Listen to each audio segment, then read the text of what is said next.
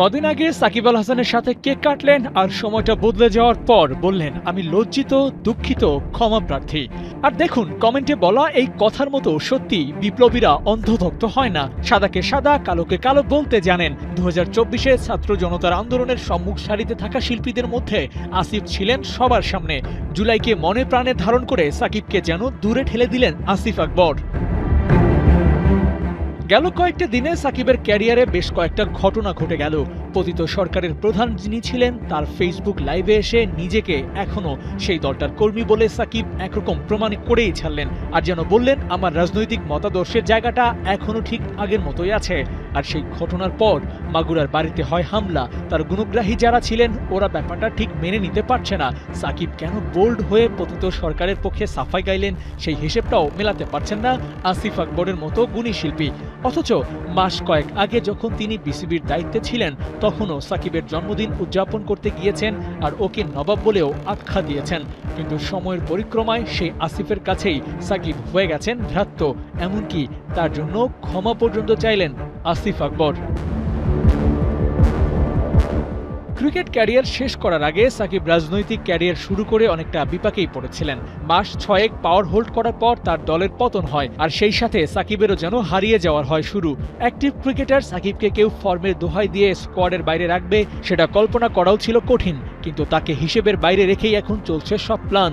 কারণ দেশে ফিরতে পারছেন না, দলের সাথেও তার এখন আর অনুশীলন করা হয় না, তাই ওকে রাখার প্রশ্নটাও আর আসে না। সাকিব কি জাতীয় দল লাল সবুজের প্রতিনিধিত্ব করাটা কি মিস করেন এখনো? গণমাধ্যমে বিভিন্ন সময় সে উত্তর আল হাসান দিয়েছেন, কিন্তু জার্সি গায়ে জড়ানোর জন্য তো দেশে আসতে হবে। একাধিক মামলার আসামি সাকিব চাইলেও দেশে এসে ক্রিকেট মাঠে যেতে পারবেন কিনা, সেই হিসেবটা কে করবে? নিশ্চয়ই সেই ঝক্কিটা সামলে দেশে এসে ক্রিকেটের কথা চিন্তা করবেন না। তাহলে ওর ক্যারিয়ার কি এখানেই ফুল স্টপ? বাস্তবতায় বিশ্বাসী সাকিব নিজ দেশে এসে অবসর নেওয়ার একটা ইচ্ছা জানিয়েছিলেন, কিন্তু সেটা আর হলো কই। বিদেশ বিভুঁইয়ে সম্ভাব্য শেষ ম্যাচটা খেলা হয়ে গেছে তার। এখন কেবল বাকি আছে রাজনীতির মাঠের হিসেবটা। সেখানে বোধহয় আদা জল খেয়ে নেমেছেন সাকিব। তাই ক্রিকেটের সাকিব আল হাসানকে অনেকেই ভুলতে বসেছেন। তার প্রতি যে আবেগটা ছিল, সেটাও যেন ধীরে ধীরে মুছে যাচ্ছে। একটা সময় ছিল যখন সাকিব আল হাসানের বিরুদ্ধে কেউ বললে সেটার প্রতিবাদ দেশের ক্রিকেট ভক্তরাই করত, কিন্তু এখন ওর পক্ষে বললে সেটার প্রতিবাদ হয়। আসলে সময়ের পরিক্রমায় হিরোকেও ভিলেন হতে হয়।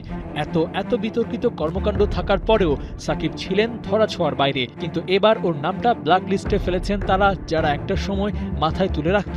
দেশের মানুষের কথা শুনবেন নাকি নিজের মন মর্জি চলবেন, সেই সিদ্ধান্তটা সাকিব আল হাসান নিজেই নেবেন। তবে তার ফলশ্রুতিটা কি হবে সেটাও মেনে নিতে হবে।